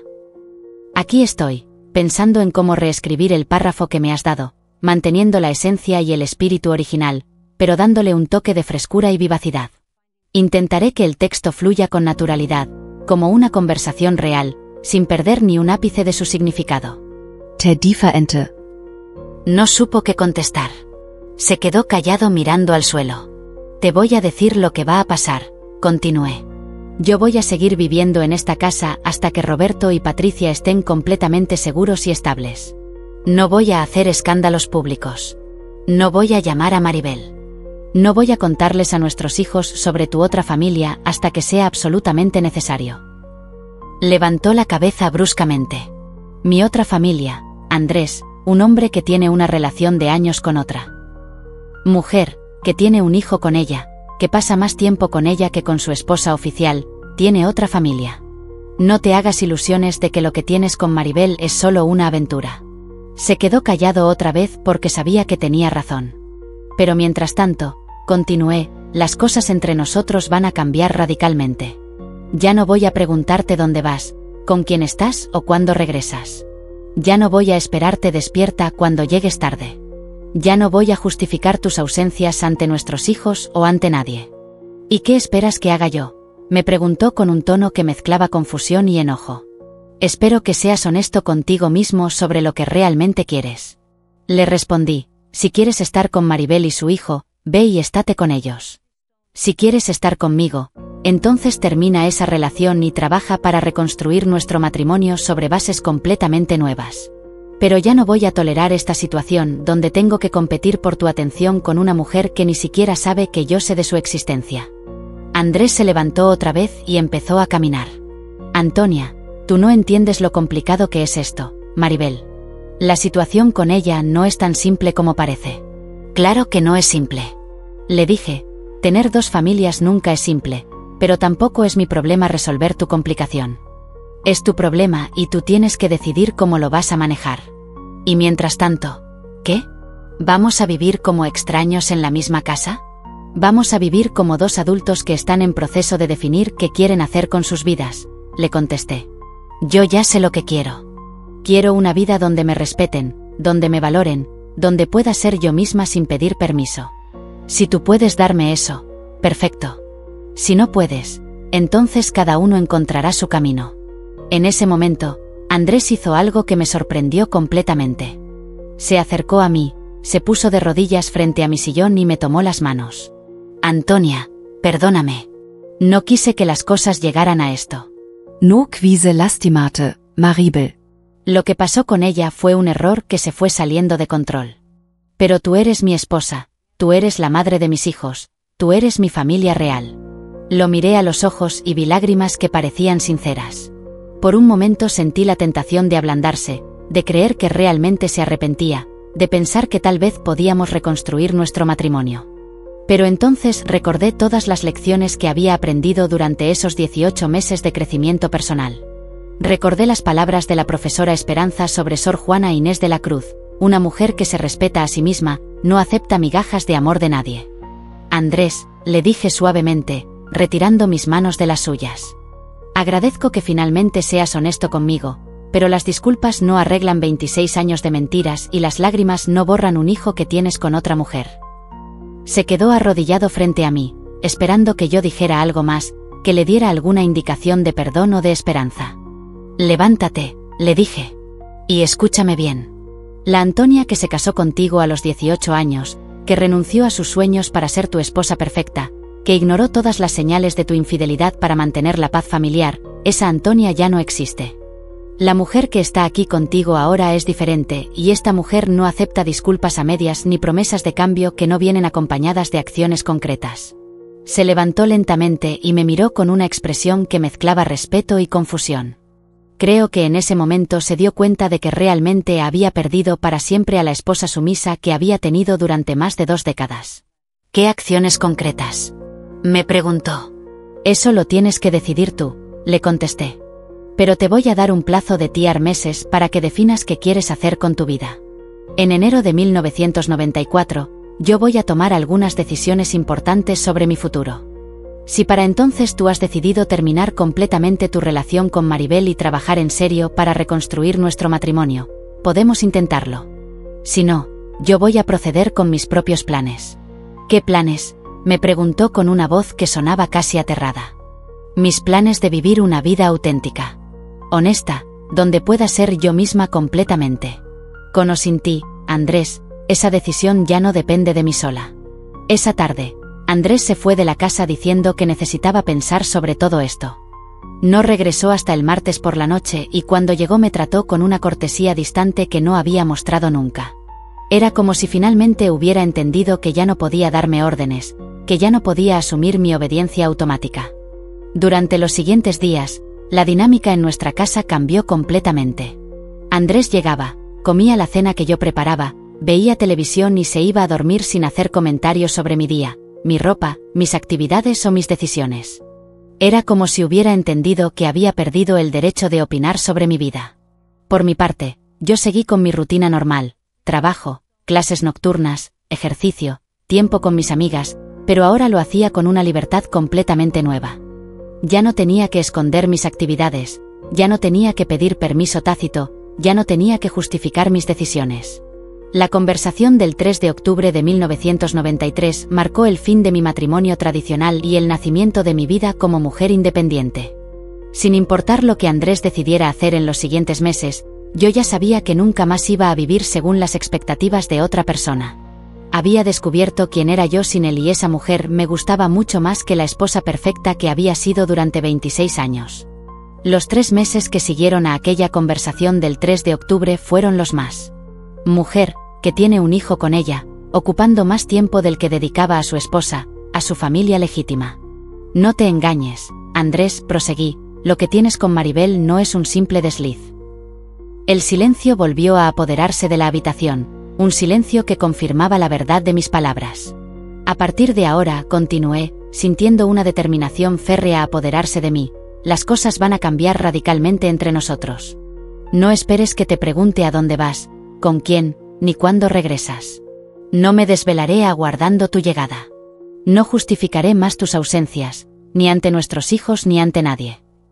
Su respuesta, teñida de confusión y rabia contenida, no tardó en llegar. ¿Y qué pretendes que haga? Le miré fijamente, con la serenidad que da la certeza. Espero que seas honesto contigo mismo, que te enfrentes a lo que realmente deseas. Si anhelas estar con Maribel y su hijo, vete, sé feliz con ellos. Pero si deseas permanecer a mi lado, debes poner fin a esa relación y trabajar arduamente para reconstruir nuestro matrimonio sobre cimientos completamente nuevos. No estoy dispuesta a seguir tolerando esta competencia por tu atención con una mujer que ni siquiera sospecha de mi existencia. Andrés, visiblemente alterado, se levantó y comenzó a caminar de un lado a otro. Antonia, no comprendes la complejidad de esto, Maribel. La situación con ella no es tan sencilla como parece. Por supuesto que no es sencillo, repliqué con firmeza. Tener 2 familias nunca lo es, pero esa complicación no es mi responsabilidad. Es tu problema, y tú debes decidir cómo afrontarlo. Y mientras tanto, ¿qué? ¿Viviremos como extraños bajo el mismo techo? Como 2 adultos indecisos, tratando de definir el rumbo de sus vidas, le espeté. Yo sé lo que quiero, afirmé con convicción. Anhelo una vida donde se me respete, donde se me valore, donde pueda ser yo misma sin tener que pedir permiso. Si puedes ofrecerme eso, perfecto. De lo contrario, cada uno seguirá su propio camino. En ese instante, Andrés me sorprendió con un gesto inesperado. Se acercó a mí, Se arrodilló frente a mi sillón y tomó mis manos entre las suyas. Antonia, perdóname. Nunca quise que llegáramos a esto. No deseaba lastimarte, Maribel. Lo que sucedió con ella fue un error que se descontroló. Sus ojos, humedecidos por lágrimas aparentemente sinceras, me transmitieron un atisbo de arrepentimiento. Por un instante, la tentación de ceder, de creer en su arrepentimiento y vislumbrar la posibilidad de reconstruir nuestro matrimonio, me invadió. Pero entonces, recordé las valiosas lecciones aprendidas durante esos 18 meses de crecimiento personal. Rememoré las palabras de la profesora Esperanza sobre Sor Juana Inés de la Cruz, una mujer que se respeta a sí misma y no acepta migajas de amor de nadie. Andrés, le dije suavemente, retirando mis manos de las suyas. Agradezco tu honestidad, pero las disculpas no pueden borrar 26 años de mentiras, ni las lágrimas pueden desaparecer a un hijo que tienes con otra mujer. Permaneció arrodillado frente a mí, aguardando una señal de perdón o esperanza. Levántate, le ordené con firmeza, y escúchame atentamente. La Antonia que se casó contigo a los 18 años, que renunció a sus sueños para ser la esposa perfecta, que ignoró las señales de tu infidelidad para preservar la paz familiar, esa Antonia ya no existe. La mujer que tienes frente a ti es diferente, y esta mujer no acepta disculpas a medias ni promesas vacías de cambio. Necesita acciones concretas. Se levantó lentamente, con una mirada que reflejaba respeto y confusión. Creo que en ese momento comprendió que había perdido para siempre a la esposa sumisa que había tenido durante más de 2 décadas. ¿Qué acciones concretas?, preguntó con voz temblorosa. Eso debes decidirlo tú, respondí. Te concedo un plazo de 3 meses para que definas qué quieres hacer con tu vida. En enero de 1994, tomaré decisiones cruciales sobre mi futuro. Si para entonces has terminado por completo tu relación con Maribel y estás dispuesto a trabajar seriamente en la reconstrucción de nuestro matrimonio, podemos intentarlo. De lo contrario, seguiré adelante con mis propios planes. ¿Qué planes?, inquirió con un tono casi aterrado. Mis planes de vivir una vida auténtica, honesta, donde pueda ser yo misma por completo. Contigo o sin ti, Andrés, esa decisión ya no depende únicamente de mí. Esa tarde, Andrés abandonó la casa, argumentando que necesitaba tiempo para reflexionar. No regresó hasta el martes por la noche, y cuando lo hizo, me trató con una cortesía distante que nunca antes había manifestado. Era como si finalmente hubiera comprendido que ya no podía darme órdenes, que no podía asumir mi obediencia incondicional. Durante los días siguientes, la dinámica en nuestra casa se transformó por completo. Andrés llegaba, cenaba lo que yo había preparado, veía la televisión y se retiraba a dormir sin hacer comentarios sobre mi día, mi vestimenta, mis actividades o mis decisiones. Parecía haber asimilado que había perdido el derecho a opinar sobre mi vida. Por mi parte, continué con mi rutina habitual: trabajo, clases nocturnas, ejercicio, tiempo con mis amigas, pero ahora lo hacía con una libertad renovada. Ya no sentía la necesidad de ocultar mis actividades, de solicitar un permiso tácito, de justificar mis elecciones. La conversación del 3 de octubre de 1993 marcó el final de mi matrimonio tradicional y el comienzo de mi vida como mujer independiente. Independientemente de la decisión que Andrés tomara en los meses venideros, yo ya sabía que nunca más viviría según las expectativas de los demás. Había descubierto quién era yo sin él, y esa mujer me gustaba mucho más que la esposa perfecta que había sido durante 26 años. Los 3 meses que siguieron a aquella conversación del 3 de octubre fueron los más. La conversación del 3 de octubre de 1993 marcó el final de mi matrimonio tradicional y el comienzo de mi vida como mujer independiente. Independientemente de la decisión que Andrés tomara en los meses venideros, yo ya sabía que nunca más viviría según las expectativas de los demás. Había descubierto quién era yo sin él, y esa mujer me gustaba mucho más que la esposa perfecta que había sido durante 26 años. Los 3 meses que siguieron a aquella conversación del 3 de octubre fueron los más reveladores de mi vida. Éramos casi extraños, habitando el mismo espacio. Era como vivir en una casa donde 2 personas adultas habían acordado coexistir civilizadamente mientras cada una planeaba su propio futuro por separado. Andrés y yo mantuvimos una cortesía distante, aunque siempre respetuosa, como 2 huéspedes educados compartiendo el mismo hotel. Durante octubre y noviembre de 1993, Andrés redujo significativamente sus viajes. Por primera vez en años, se quedaba en casa casi todas las noches, compartía la cena conmigo, veía televisión en la sala e incluso preguntaba sobre mi trabajo en la clínica. Pero percibía algo artificial en su comportamiento, como si estuviera siguiendo un manual de cómo ser un buen esposo, sin comprender verdaderamente su significado. Lo que más me llamaba la atención era que nunca me preguntaba directamente si iba a perdonarlo, si podíamos reconstruir nuestra relación o si existía alguna esperanza de salvar nuestro matrimonio. Era como si hubiera aceptado que esas decisiones ya no dependían de meras conversaciones o súplicas, sino de acciones concretas que debía demostrar a lo largo de esos 3 meses cruciales. A mediados de noviembre, Roberto llegó una tarde a casa y me encontró en la cocina preparando la cena. Se sentó a la mesa y me interrogó con la inocencia de un niño. «Mamá, ¿todo está bien entre tú y papá? Los veo muy raros últimamente». Le respondí con la mayor honestidad que pude. «Roberto, tu papá y yo estamos pasando por un periodo de reflexión profunda sobre nuestro matrimonio. Somos adultos que necesitamos definir algunas cosas importantes sobre nuestro futuro». No le mentí, pero tampoco le revelé detalles que aún no estaba preparado para asimilar. Patricia, con su perspicacia fruto de su formación en psicología, fue más directa. Un sábado por la mañana, mientras caminábamos juntas por el Parque La Ruina, me abordó con cautela.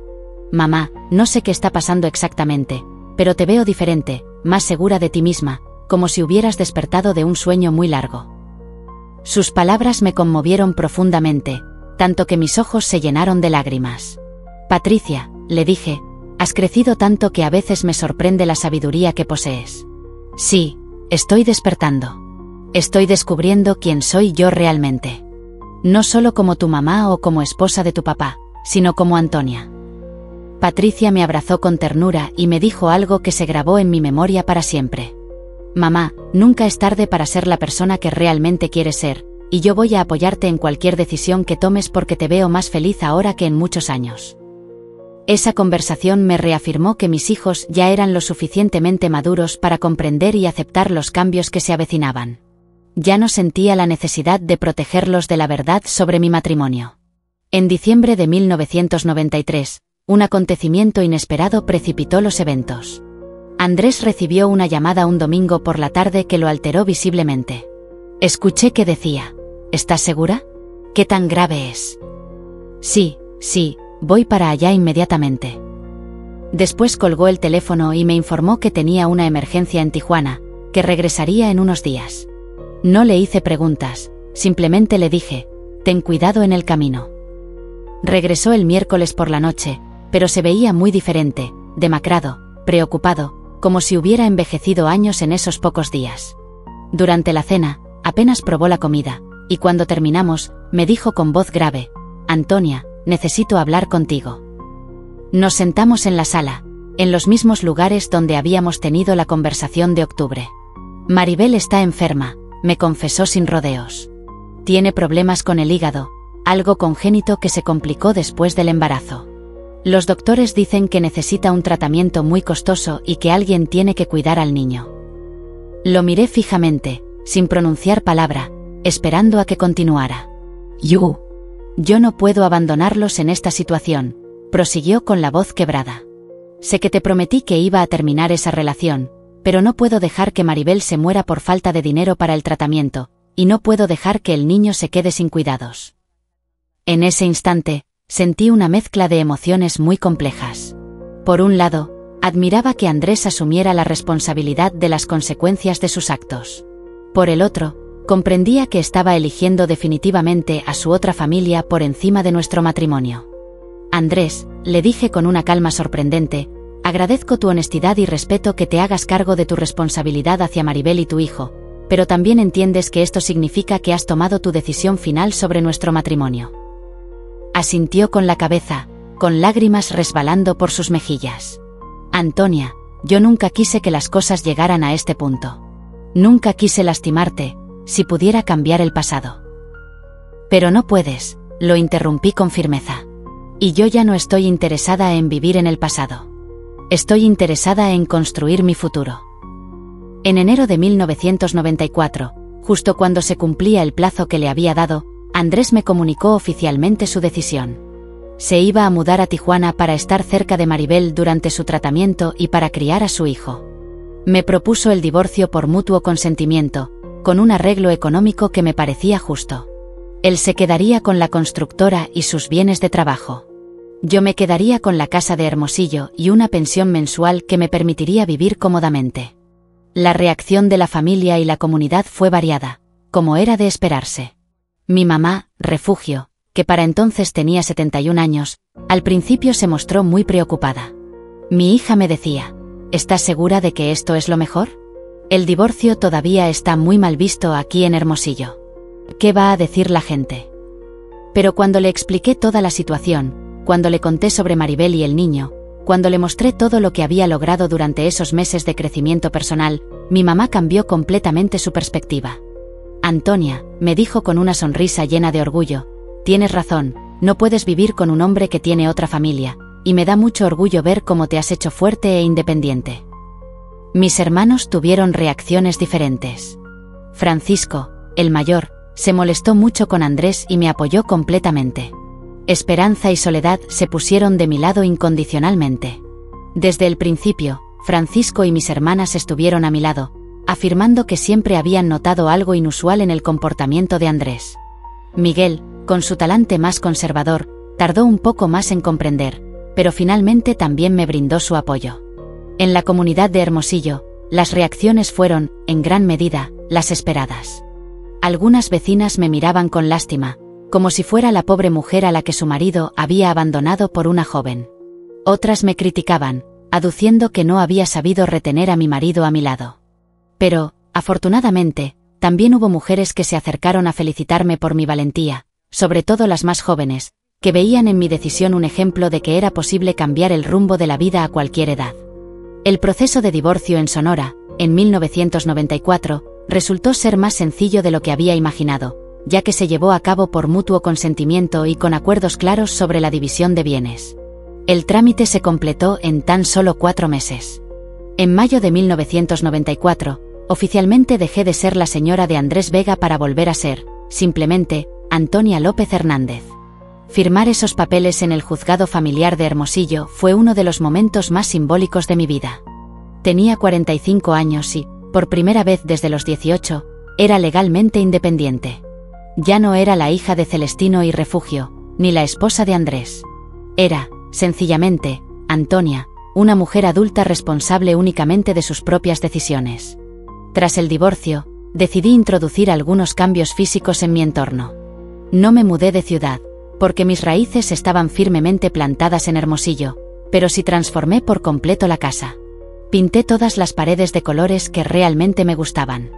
Cambié los muebles por otros más modernos y funcionales, y convertí lo que había sido el estudio de Andrés en mi propio espacio, una combinación de oficina, biblioteca y taller de costura.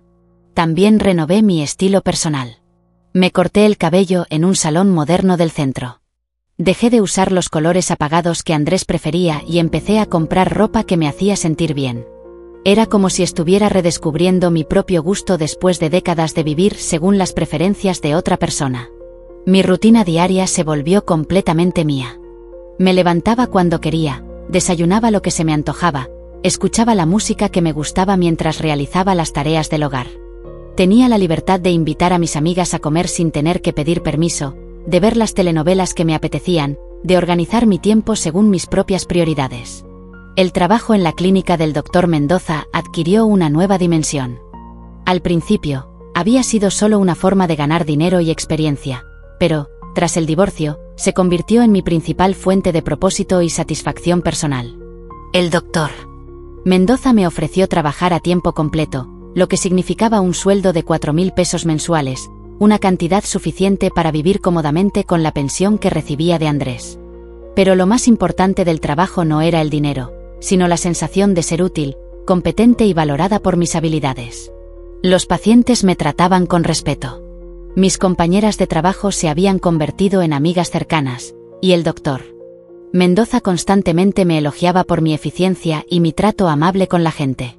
En 1995, un año después del divorcio, decidí estudiar una carrera técnica en administración de consultorios médicos. Era un programa de 2 años en el CETIS que me permitiría especializarme en mi área de trabajo y tener mejores oportunidades laborales. A los 46 años, volví a ser estudiante, pero esta vez por decisión propia, no por obligación. Mis nuevas amistades se convirtieron en una fuente de apoyo y alegría que no había experimentado en décadas. El grupo de mujeres que conocí en el parque durante mis caminatas matutinas se había expandido. Ahora éramos alrededor de 8 amigas que nos reuníamos regularmente para caminar, para ir al cine, para celebrar cumpleaños, para apoyarnos en los momentos difíciles. Entre estas amigas se encontraban Teresa, una viuda de 50 años que gestionaba un pequeño negocio de catering, Lucía, de 43 años, que había regresado a trabajar como enfermera después de que sus hijos crecieron, y Norma, de 41 años, que estaba estudiando contabilidad para independizarse económicamente de su marido. Con ellas aprendí que había muchas maneras de ser mujer adulta, que no todas las mujeres tenían que seguir el mismo patrón de esposa, madre y ama de casa que yo había seguido durante tantos años. Cada una tenía su propia historia, sus propios sueños y sus propias formas de encontrar la realización personal. En 1996, cuando ya llevaba 2 años divorciada, sucedió algo inesperado. En una de las conferencias sobre administración médica a las que asistía por mi carrera técnica, conocí a un hombre llamado Eduardo Sánchez.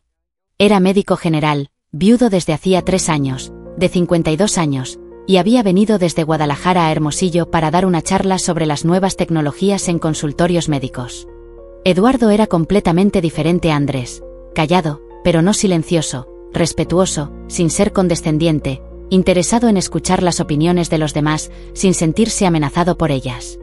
Después de la conferencia, me invitó a tomar un café para seguir conversando sobre los temas que se habían tratado en su charla.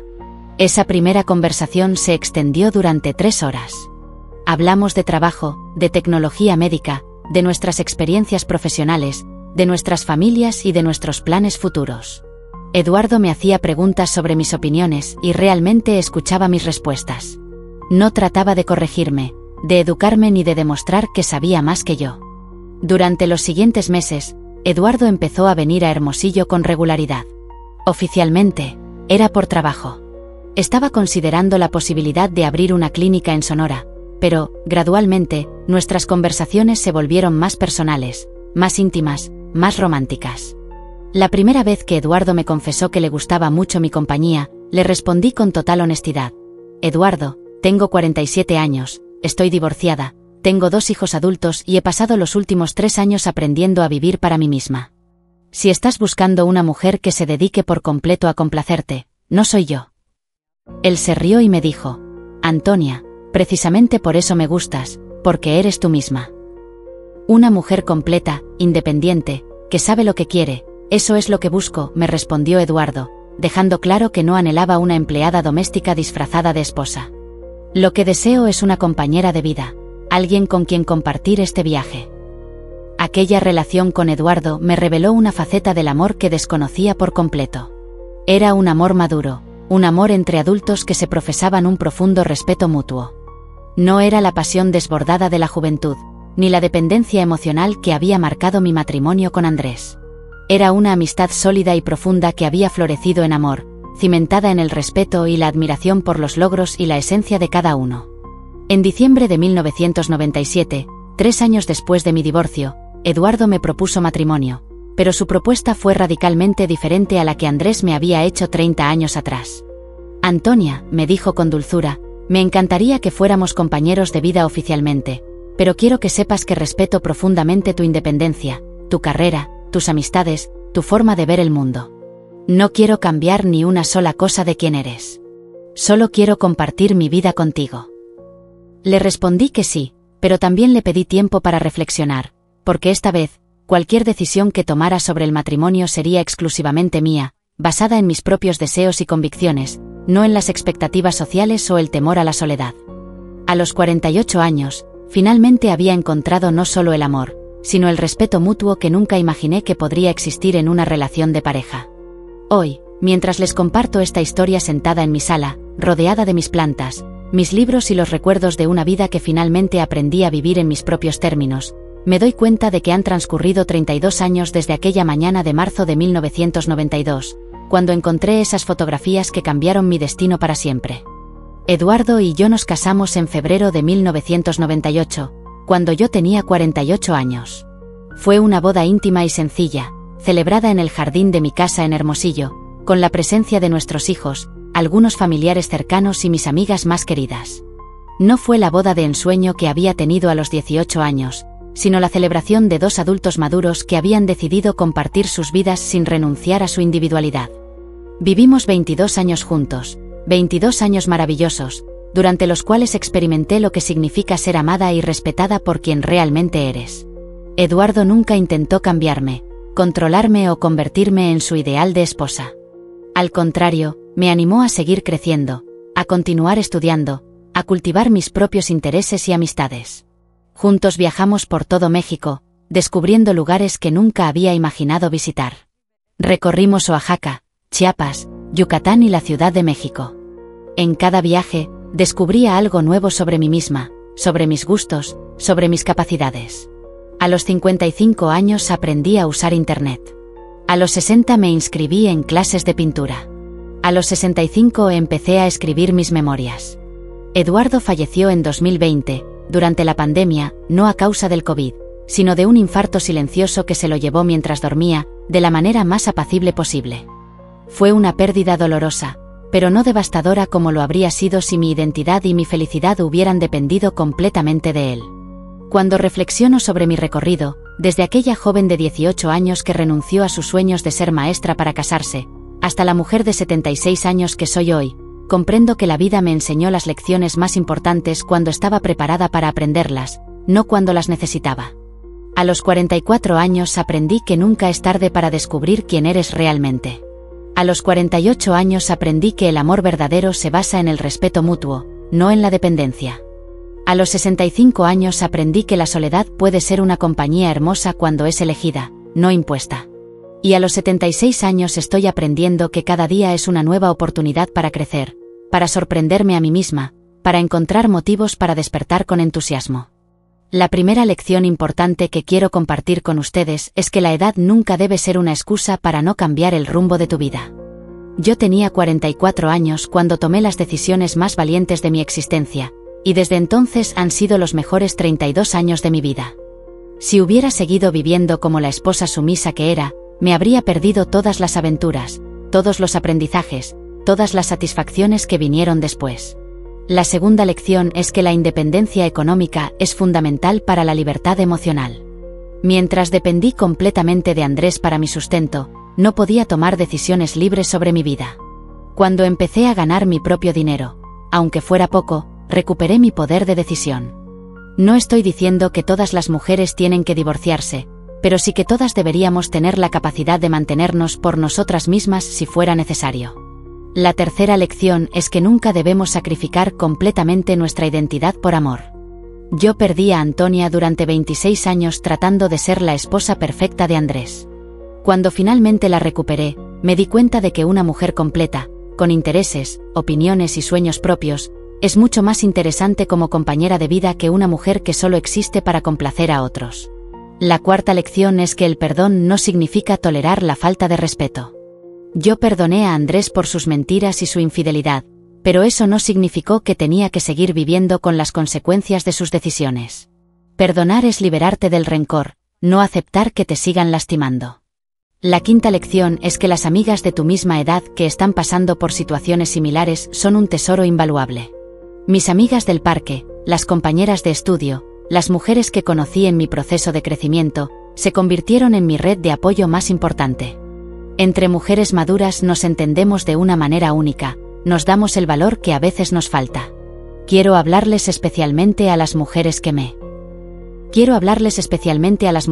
están escuchando y que se reconocen en mi historia, a esas mujeres de 40, 50, 60, 70 años o más, que a veces sienten que es demasiado tarde para reinventarse, para cambiar el rumbo de sus vidas.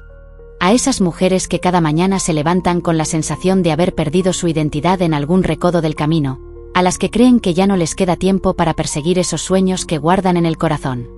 Quiero decirles algo con la autoridad que me otorgan mis 76 años de experiencia vital: nunca, absolutamente nunca, es tarde para empezar de nuevo. Jamás es tarde para recuperar esa identidad que creían perdida.